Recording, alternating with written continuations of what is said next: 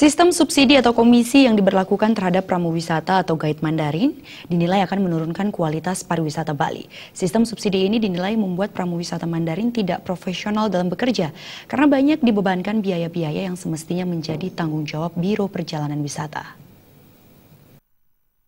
Subsidi sedang dalam proses, mudah-mudahan ada titik temu. Ketua DPD HPI Bali Nyoman Nuarta mengatakan sistem subsidi yang dibebankan Biro Perjalanan Wisata BPW pada pramuwisata Mandarin dinilai sebagai persoalan lama yang sangat merugikan pihak guide.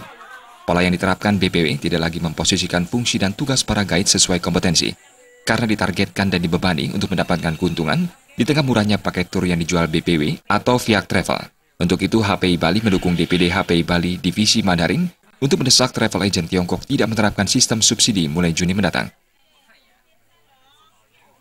Jadi terkait dengan masalah subsidi sedang dalam proses, mudah-mudahan ada titik temu sehingga pada bulan Juni tanggal 1 itu sudah akan berubah ya konsep manajemen, tidak lagi menggunakan subsidi kepada guide Mandarin.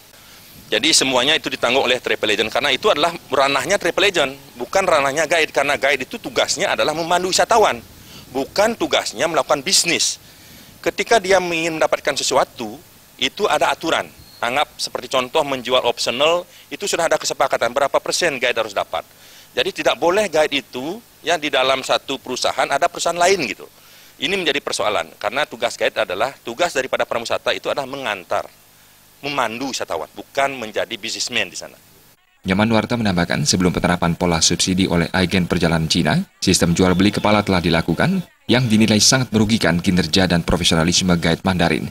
Secara gamblang, terjadinya sistem jual beli kepala hingga pola subsidi pada guide berupa pembebanan berbagai biaya tambahan, seperti pembayaran sopir hingga tiket masuk objek wisata, disebabkan agen perjalanan menjual paket wisata sangat murah. Suteja Bali TV.